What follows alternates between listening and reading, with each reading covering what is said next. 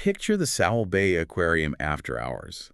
Like, the daytime crowds are totally gone. Right. The kids tapping on the glass or at home. Exactly. Yeah. And the whole building is just swallowed by this really quiet, steady hum of water pumps. Oh, that specific aquarium sound. Yeah, and the air smells like this very specific mix of cold brine, vinegar, and lemon oil. Which is such a vivid detail. It really is. And there, right under the soft blue security lights, is this 70-year-old woman.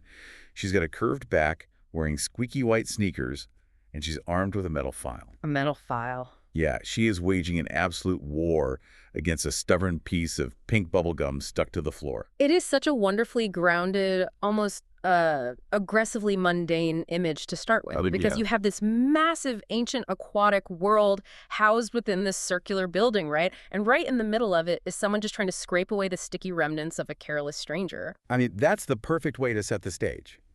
Because today we are taking a deep dive into the world of Shelby Van Pelt's novel, Remarkably Bright Creatures. Which is just a brilliant piece of work. It really is. Our mission today is to figure out how a grieving widow, a kind of lost young man bouncing through life, and a giant Pacific octopus. An octopus with a rather notorious penchant for escaping his tank, I should add. Right, exactly. How all of them collide to solve this 30-year-old mystery. It's quite the setup. It is.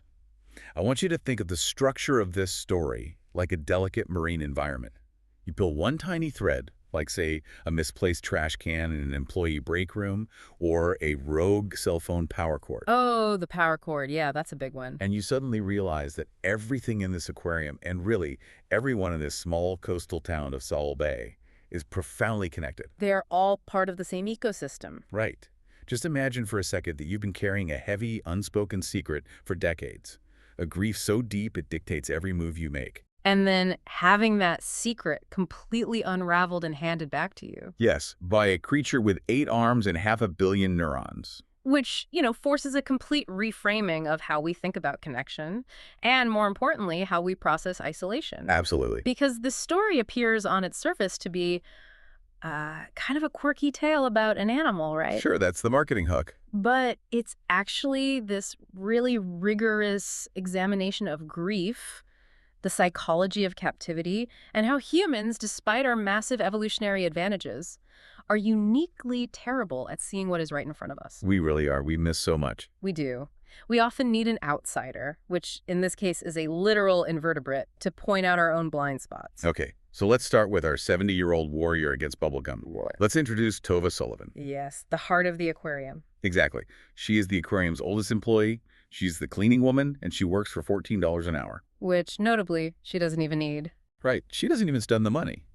She takes her direct deposit stubs, leaves them completely unopened, and just stuffs them in an old shoebox on top of her refrigerator. That detail is so telling. It strips away any illusion that she is there for financial survival. Yeah, it's not about the paycheck at all. No, her motivation for wandering those damp, dark halls in the middle of the night is entirely psychological. Because she is carrying just a monumental amount of trauma. A really heavy burden, yeah. She is a widow. Her husband, Will, passed away from cancer. Yeah. But the wounds that truly defines her is that she is a grieving mother. That's the core of her pain. Yeah, her only child, an 18-year-old son named Eric, died 30 years ago. And the circumstances are so incredibly vague and painful. Right. The official story is suicide. He just vanished on the deep blue waters of Puget Sound, and the police found his small wooden boat drifting empty. Which leaves absolutely zero closure. None. So Tova interacts with her environment in this highly regimented, isolated way. As she pushes her mop cart down the dim hallways, she actually talks to the sea creatures. It's quite endearing, really. It is. She stops at the tank of bluegills and says, "Good evening, dears." She greets the Japanese crabs with a, "Hello, lovelies." It's tempting to look at an elderly woman talking to fish and dismiss it as eccentricity or maybe even cognitive decline. Right, like she's just losing it a bit. Exactly.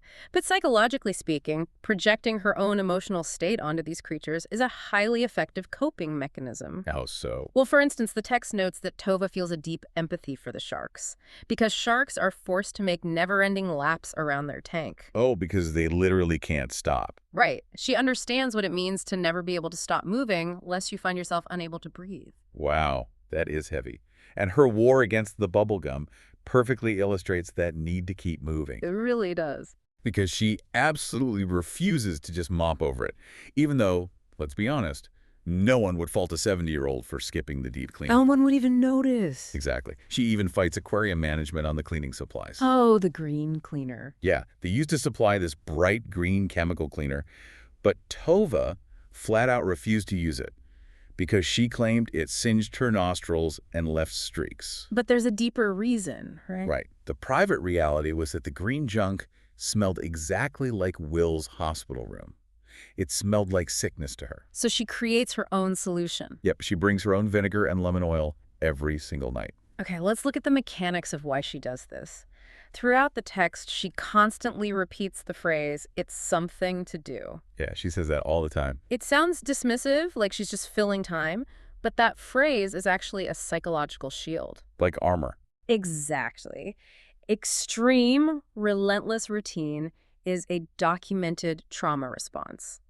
When a human being experiences a catastrophic loss, like the unexplained death of a child, the brain's amygdala, the fear center, goes into absolute overdrive. Because the world doesn't make sense anymore. Right. The world is suddenly perceived as chaotic, cruel, and entirely unpredictable. So she cleans. She cleans, exerting absolute granular control over the smudges on a glass tank or the dust on her baseboards is a way to artificially manufacture order. It's a grounding technique. Precisely. Yeah. If she can make her immediate physical surroundings spotless, she creates a temporary neural pathway that signals safety to her brain. Okay, let's unpack this for a second.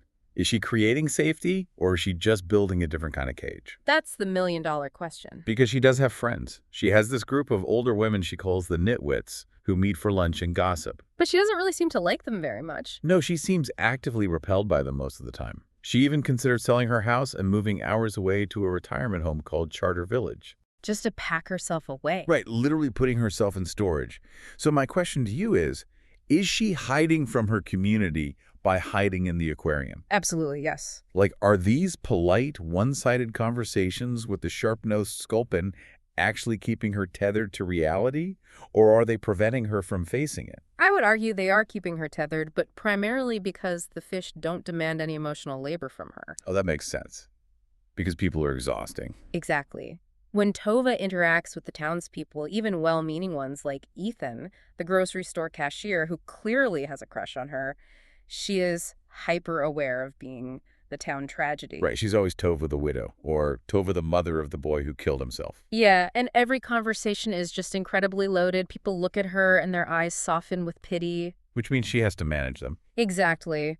It forces her to constantly manage their discomfort with her grief. It's exhausting. But in the aquarium, she is just the caretaker. The fish don't pity her. Right. The creatures don't offer empty platitudes. They simply exist, and she is useful to them. That's a huge relief for her. Except she isn't as isolated in that dark aquarium as she thinks she is she? Not at all. She believes she's having these entirely private moments of grief and routine, but she is actually under constant surveillance. By arguably the best observer in the building. Yeah, an incredibly judgmental, highly intelligent, and utterly fascinating observer. We are, of course, talking about Marcellus. Marcellus, full name, which was given to him by the aquarium director Terry's small daughter, Marcellus McSquiddles. A name he absolutely despises. Oh, he hates it. Marcellus notes it often leads humans to assume he is a squid, which he considers an insult of the worst sort. Naturally. Because he is a giant Pacific octopus. And his very first words in the text set his entire perspective on the world.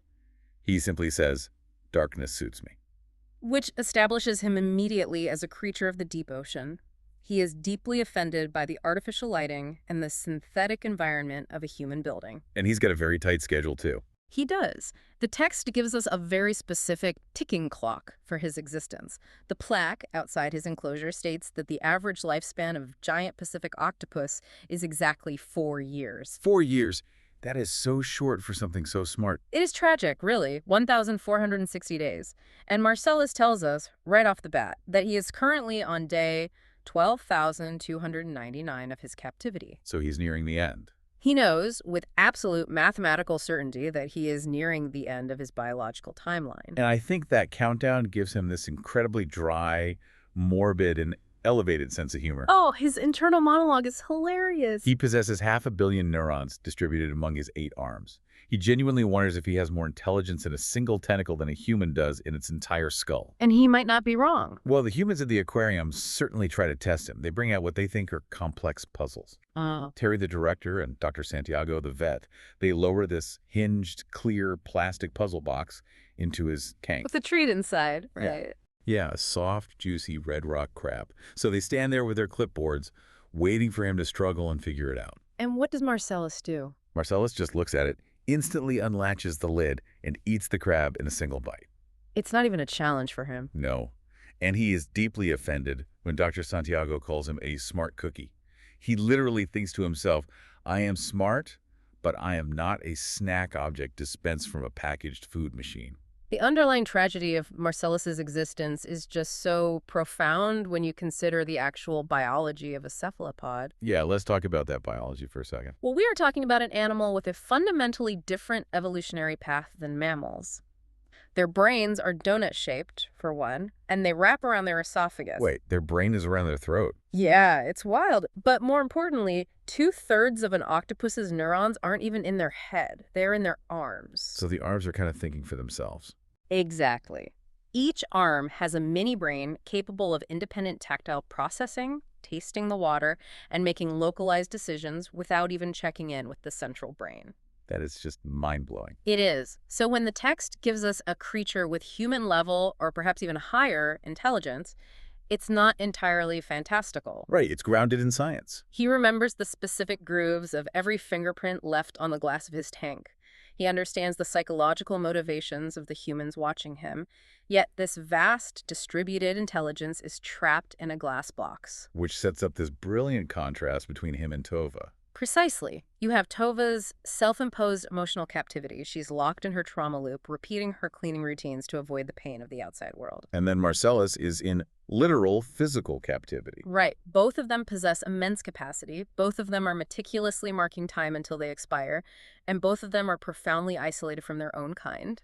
And Marcellus's perspective on humans is just brutal, isn't it? Oh, he does not hold back. He watches humans and notes that human babies require this ridiculously prolonged period of assistance just to eat and survive. He finds it pathetic. Totally. He compares it to the ocean, where creatures are born ready to fight for survival, and he just finds our entire species blundering, vulnerable, and dull.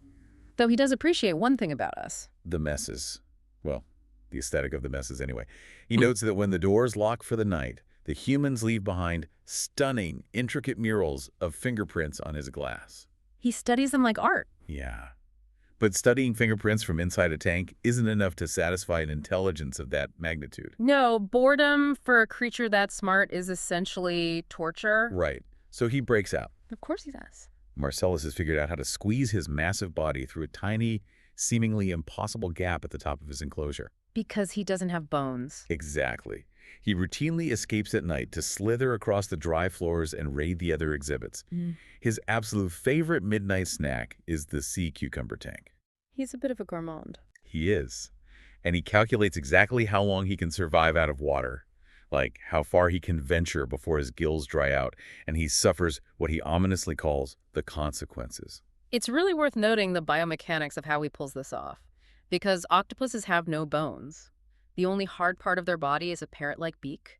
They can compress their entire massive form to fit through any hole larger than that beak. Which is terrifying, honestly. It's incredible. But navigating a dry, abrasive floor is incredibly dangerous for him.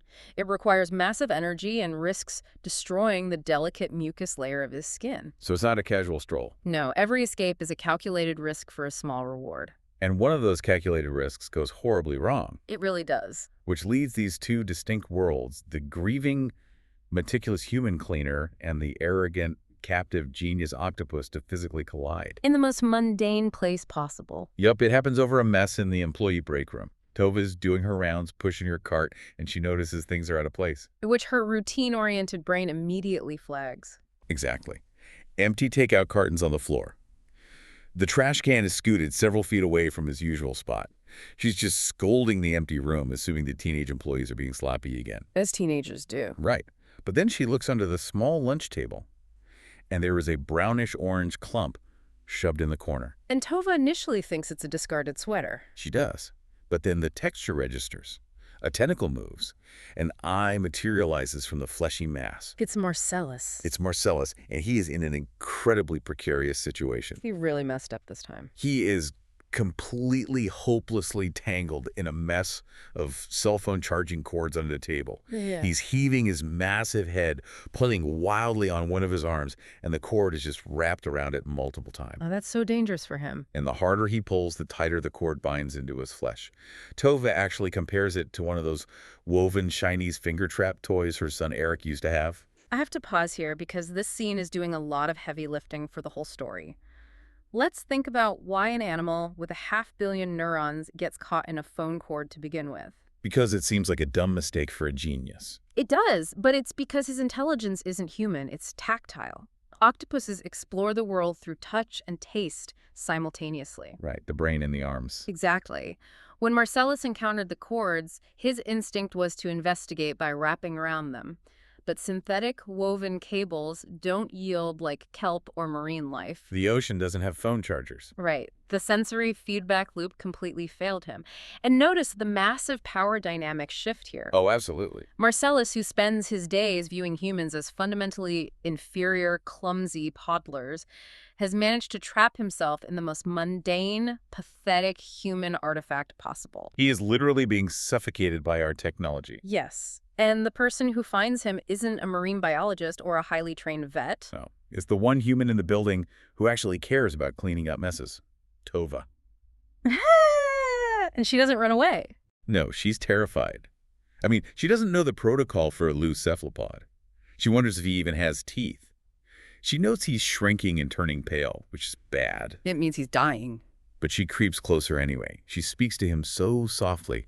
She says, "My friend, I'm going to reach around you and unplug the cord." And she just does it. She unplugs him. She yanks the plug, releasing the tension. And Marcellus doesn't just slink away immediately. This is the crazy part. He slides closer. He winds one of his arms around her forearm, all the way up to her bicep. She can feel every individual sucker clinging to her skin. That had to be so surreal for her. And then he just releases her and stalks out the door. He's dragging his mantle, that large balloon-like sack behind his eyes that houses his internal organs, looking utterly exhausted. He barely makes it back. And Tova is just left standing there, staring at her arm, which is now covered in tiny circular sucker marks that look exactly like bruises. It's a moment of immense vulnerability that changes the trajectory of both their lives completely. How so? Well, Marcellus is forced to surrender his ego and rely entirely on a human. But for Tova, who has spent the last 30 years feeling increasingly obsolete. She was literally about to move to the retirement home. Exactly. She feels her usefulness is over. But suddenly, she possesses a secret. She knows the aquarium's star attraction is a massive flight risk, and she consciously decides to protect him. She even lies to her friends about it. When the nitwits notice the sucker marks on her arm at lunch, she tells them it was a mishap with a vacuum cleaner attachment. Which is a terrible lie, but it works. And she doesn't tell Terry, the director, either. Instead, she starts actively visiting Marcellus. There's this beautiful later scene where Tova brings an old wobbly step stool into the hidden pump room behind his tank just to talk to him. And that visit results in an injury that drives the rest of the plot. Oh, right. Because Tova slips on the stool, falls onto the hard tile, and severely injures her ankle. Which puts her in a molded plastic walking boot. And forces her to take a leave of absence, which drives her absolutely crazy because it breaks her trauma routine. Right, she can't clean. But right before she falls, there is this moment of deep physical connection between them. Oh, the birthmark scene. Yes. Tova is standing on the stool, and Marcellus reaches out at the top of his tank. He wraps his tentacles around her arm again, but very gently this time. He investigates her arm, poking at the flap of skin sagging from her tricep. He's just so curious. He traces a birthmark on her forearm. It's these 3 splotches the size of kidney beans. He is studying her anatomy, trying to understand how her joints and brittle bones work. And Tova's just letting him. She's up there talking to him about her life. She talks about her late brother Lars leaving messes. She talks about her son Eric. And she realizes that the creature is genuinely listening to her. Which brings up the recurring motif of messes again. Humans leave messes. Lars left messes. The people who drop gum leave messes. And Tova spends her life erasing them. Right. Marcellus values order and intelligence. He sees Tova meticulously erasing the chaotic fingerprints every night. When he is tangled in the cords, she fixes his immediate chaos. Oh, so they share a language of order. Exactly. But of course, with Tova in a walking boot, she can't maintain that order anymore. The aquarium needs a temporary cleaner. Enter the human mess. Yeah. The absolute embodiment of chaos in this entire ecosystem. Yes, Cameron. Cameron, if Tova is rigid routine and Marcellus is calculating intelligence, Cameron is pure, unadulterated drifting. He is a pinball. He really is. Yeah. Cameron is a young guy bouncing from failure to failure. He was raised by his Aunt Jean, who, by the way, drinks her coffee out of a mug that says, "Who let the frogs out?" Which perfectly paints the picture of the kind of eccentric, exasperated support system he relies on. Totally. And he just got fired again because he was 10 minutes late on his second day at a hardware store. He's alienating his incredibly patient girlfriend, Avery. But this chaos isn't entirely random, is it? No, it's not. He's bouncing around because he is obsessively searching for his lost father. That search is his defining characteristic. He is desperate to track down a real estate tycoon named Simon Brinks, whom he believes is his absentee father. And he doesn't want a hug. No, he isn't looking for a tearful, loving reunion. He wants to confront Brinks and demand 30 years of back child support. Because he thinks that will fix everything. He thinks he can use it to pay back his Aunt Jean, buy a reliable car, and finally get his life together. Wait, I want to explore that for a second. He genuinely thinks getting a check from a billionaire he's never met is going to magically fix his inability to show up to work on time. Yes, exactly. It's an external solution to an internal lack of direction. In biological terms, you could compare Cameron to a parasite looking for a host. Ouch, but fair. He doesn't know how to generate his own forward momentum, so he believes latching onto this wealthy, mythical father figure will suddenly provide him with stability and resources. He's avoiding the work. He is completely avoiding the painful work of building his own foundation. So Terry hires this mess of a kid to fill in for Tova while she's in the medical boot. And Cameron is hopelessly incompetent at cleaning. Oh, he's terrible at it. He doesn't respect the routine at all. Tova actually sneaks into the aquarium at night, hobbling in her cast, just to check on his work. Because she can't let it go. Right. She catches him using polyester rags instead of cotton on the glass, leaving linty streaks everywhere. She has to lecture him on how to properly hook the trash bags over the rim of the bin so they don't cave in. The generational clash between them is highly entertaining, but it serves a really vital purpose in the narrative. How so?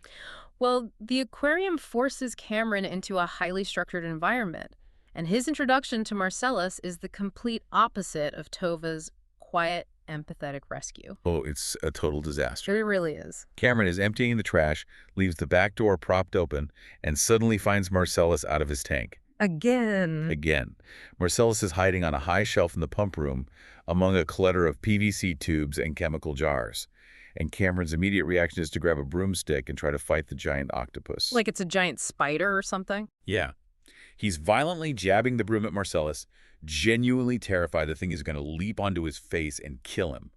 His inner monologue is just a panic spiral about whether he can sue the aquarium for a workplace injury. He views the octopus entirely as a monster, a threat, and a liability. He has zero curiosity about how or why the animal is out of its tank. And Tova has to step in and save the day. She hears the commotion, hobbles into the pump room, sees Cameron poking a half-billion neuron genius with a plastic broom, and she just takes absolute charge. She is not having it. She orders Cameron to drop the broom and step back. She scrambles up onto a work table, balancing precariously in her medical booth, stands face-to-face with Marcellus, and simply holds out her hand. That's a great visual. She says, "Marcellus, it's me, it's okay. I'm going to help you down now." And the octopus winds an arm around her wrist, relaxing his posture, and just lets her guide his massive, heavy body back into the enclosure. And Cameron is just watching this. Cameron is standing by the door, rubbing his eyes, wondering if he's having a psychotic break. Cameron's reaction highlights his absolute blindness to the world around him. After witnessing this incredible interspecies communication, he asks Tova if they should put the octopus down because it's a legal liability. He entirely misses the magic of what just happened. Completely. But the narrative slowly begins to change Cameron.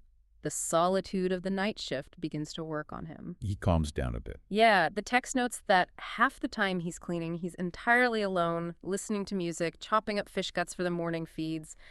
Stripped of his usual distractions, the repetitive, unglamorous work actually starts to soothe him. He gets it. He begins to take a weird kind of pride in getting the glass perfectly streak-free, just like Tova. So he's slowly learning the value of the routine. But while Cameron is blindly sweeping floors and daydreaming about confronting his millionaire father, the smartest creature in the room has already observed them both and connected all the biological and historical dots. Which brings us to Marcellus's incredible deduction. Yes. The narrative executes a brilliant pivot here, turning the observer into the diagnostician. Marcellus is watching Tova, the meticulous elderly woman with the injured foot, and he's watching Cameron, the chaotic young male replacement. And Marcellus realizes with absolute certainty that they are biologically related. He sees right through the mystery. He explicitly states that Cameron is a direct descendant of Tova. He realizes that the father Cameron is looking for Simon Brinks is a cuckold. A word Marcellus admits is one of his favorite human words. Right, meaning a man raising a child that isn't biologically his own. The author utilizes the octopus as a vehicle for the classic omniscient narrator here, but grounds it in evolutionary biology, which is so smart. How does the biology explain it? Octopuses are ambush predators. To survive, to camouflage, effectively using their chromatophores, that specialized pigment cells in their skin that allow them to change color and texture in milliseconds, they must possess an unparalleled ability to process visual information. They see everything. They notice the most minute details of their environment. So Marcellus explains that thousands of genes mold physical presentation, and to an intelligence like his, these genetic pathways are as obvious as reading a neon sign. Okay, here's where it gets really interesting, but wait, stop. You're losing me here a little bit. Okay, what's the hang-up? I can buy that an octopus is smart enough to open a puzzle box or recognize a face. But figuring out a complex human paternity mystery just by looking at a couple of coworkers. It sounds like a leap. Yeah. Isn't that stretching the biological reality of a sea creature way too far? He knows Tova's son died 30 years ago. He knows Cameron is looking for a dad. Is he really executing a Maury Povich paternity test through the glass of a fish tank? It sounds absurd until you break down what he is actually observing. Humans rely heavily on verbal communication, right? And that blinds us to physical reality. We listen to the stories people tell us about themselves. Marcellus doesn't speak English. He only reads physical data, and the data is overwhelming. What data? He lists the evidence. He notes their identical gait, the specific biomechanical way their hips and knees hinge when they walk. Oh, wow. He points out an unusually low, heart-shaped dimple on both of their left cheeks. He sees the exact same greenish-golden flecks in their irises. So he's looking at micro details. Exactly. He even complains about the toneless, deeply annoying manner in which they both hum while pushing the mop. Cameron looks at Tova and sees a nagging old lady. Tova looks at Cameron and sees a messy, directionless kid. But Marcellus sees the genetics. Right. Marcellus looks at them and sees the exact same genetic sequence expressing itself across 2 generations. Okay, so he cracks the code. He knows Cameron is the son of Tova's deceased boy, Eric. He knows this revelation would save Tova from packing herself away in a retirement home and save Cameron from his destructive obsession with Simon Brinks. He knows exactly what needs to happen. But knowing the truth and communicating it are 2 entirely different things. Marcellus literally cannot speak. He is trapped in water behind thick acrylic glass. How does he bridge that gap? This is the central tension of the story's climax. Marcellus has the ultimate truth, but no voice. However, what he lacks in vocal cords, he makes up for in mobility and a very particular biological drive. Which is what? Octopuses are notorious scavengers of shiny objects. They collect things to build middens or small gardens outside their dens, and this natural hoarding instinct becomes his only method of communication. Which brings us to the class ring. Let's trace how this object moves through the story, because it's so important. Yes, the ring is everything. Cameron has been aggressively digging into his mother's past to build his case against Simon Brinks. In his mother Daphne's old things, he finds a small bag of jewelry. Inside is a heavy gold high school class ring. And Cameron jumps to conclusions. Of course he does. Cameron leaps to the conclusion that this ring belongs to Simon Brinks. He's carrying it around in his pocket like a talisman, using it as fuel for his anger. It's a physical manifestation of his misplaced blame. Exactly. But one night at the aquarium, Cameron reaches his breaking point. He discovers information that suggests Simon Brinks might not be his father after all.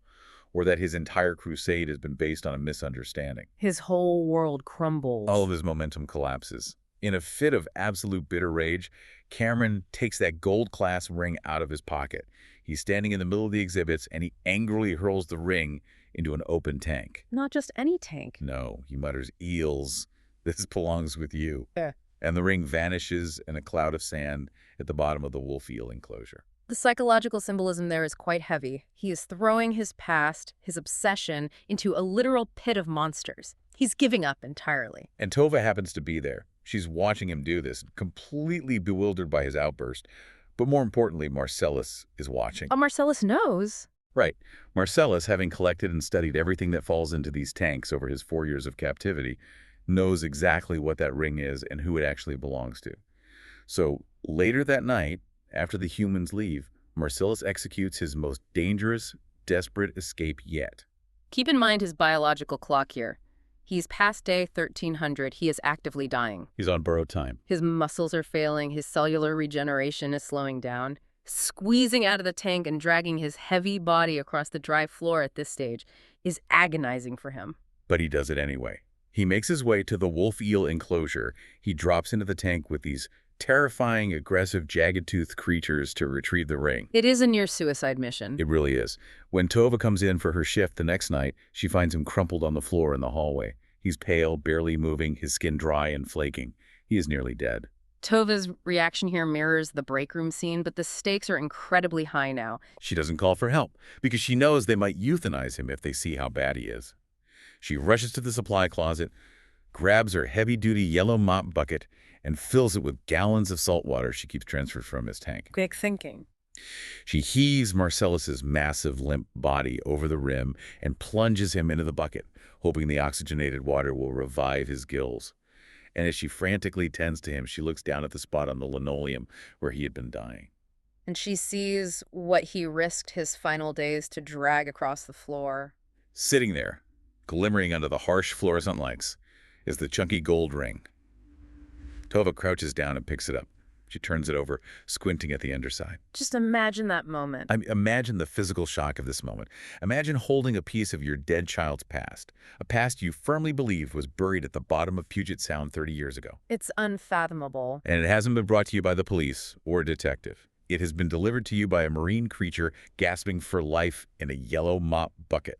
The emotional payload of that discovery shatters the architecture of Tova's entire reality. She wipes the ring on the hem of her blouse to clear the sand and reads the inscription inside the band. It says, Sowell Bay High School, class of 1989. And the initials. And then she sees the initials. Eels. Eric Ernest Lindgren Sullivan. It isn't Simon Brink's ring. It is Eric's ring. In an instant, the narrative of her life is rewritten. She pieces it together immediately. Because Cameron said his mom was Daphne. Right. Eric's girlfriend, Daphne Cassmore, had a child. The messy, chaotic, lost young man who has been stubbornly using the wrong rags to clean the glass right next to her is her grandson. The child, the boy she has mourned every single day for 3 decades. What the author achieves here is a masterful demonstration of interspecies reciprocity. It is the ultimate payoff for Tova's empathy. Going back to the beginning. Think back to the charging cords in the break room. Tova saved Marcellus's life when he was hopelessly tangled and suffocating. She chose to unplug him when any rational person would have run away. And in return, at the very end of his own life, Marcellus spends his last ounce of energy to save Tova's life. He saves her by giving her the truth, by giving her a family, and fundamentally by giving her a reason to stop looking backward and start looking forward. Wow. Which naturally brings us to the resolution of the story. We have to talk about Marcellus reaching the end of his days. The text takes us to day 1361 and beyond. Marcellus reaches the very end of his natural lifespan. His body simply shuts down. But importantly, his passing is not framed as a tragedy within the text. It's not. No, it is framed as a completion. He fulfilled his biological and arguably his moral purpose. Soon after, Terry, the director, brings in a new octopus, a young salmon-pink, badly injured female rescue from Alaska named Pippa. The next generation. Yeah, she arrives in a dark crate, terrified, missing half an arm from a brutal encounter with a crab pot. And Marcellus, in his fading moments, observes her arrival. His final thoughts in the narrative are incredibly moving. What does he say? He thinks about Tova, and he says, I would trust Tova with my life. I did trust her with my life more than once, just as I trusted her with my death. Let's unpack that line. Just as I trusted her with my death, that is the culmination of his character arc. It really is. Marcellus began the story viewing human beings as pathetic, blundering, and unworthy of his environment. But through observation and interaction, he found the one human worthy of his complete vulnerable trust. Because he knows what Tova will do. He knows that because of his actions, Tova will remain at the aquarium. He knows Tova will ensure the new octopus, Pippa, is stimulated, pampered, and protected. He is literally passing the torch of caretaking. And Tova absolutely honors that trust. Armed with the revelation of the ring and having confronted Cameron with the truth of his parentage, Tova makes a massive life decision. She changes course completely. She stands in the quiet aquarium, looking at the glowing tanks, and she realizes she's not going to surrender. She's not going to move to the Charter Village retirement home. She cancels the contract. She chooses the messy, painful, beautiful reality of connection over packing herself away in a sterile facility waiting to die. The thematic closure here is brilliant. Marcellus succumbs to his biological captivity death, the inevitable reality of his species. But he frees everyone else. Yes. His deliberate, calculated actions before his death effectively dismantle the cages of the humans around him. He frees Tova from her emotional trauma loop, and he frees Cameron from his aimless wandering and his misplaced, toxic anger at an absent father. The story ends with this incredibly warm, grounded scene. Tova, Cameron, and Cameron's girlfriend Avery, along with Ethan the grocery clerk, who finally gets his chance, are preparing to sit down and play a game of Scrabble. They are a family now. A messy, unconventional, newly assembled family. But before they go inside to play, Tova takes a moment for herself. She walks down to the waterfront, past the rocky jetty at high tide. It's a quiet moment.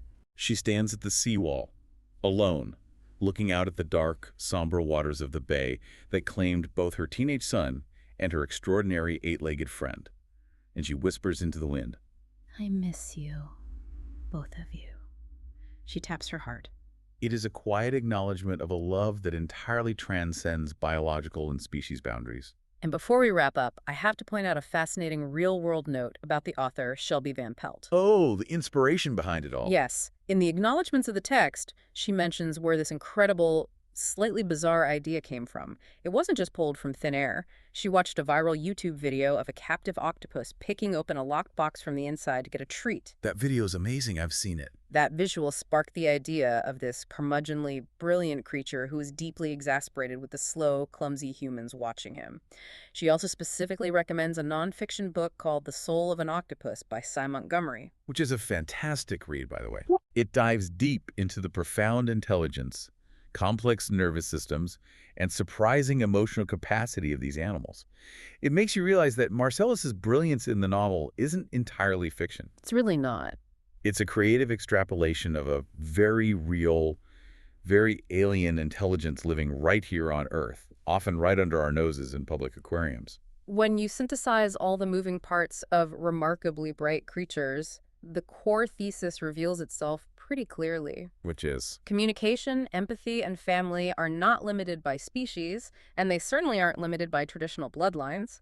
Family is built by those who are willing to pay attention to our messes, who notice the smudges we leave on the glass, and who actively help us clean them up. That's a beautiful way to put it. Tova noticed Marcellus suffocating in the break room. Marcellus noticed Cameron's genetic markers and emotional pain, and through that chain of careful observation, they saved each other. Which brings us to a final thought for you to carry forward today.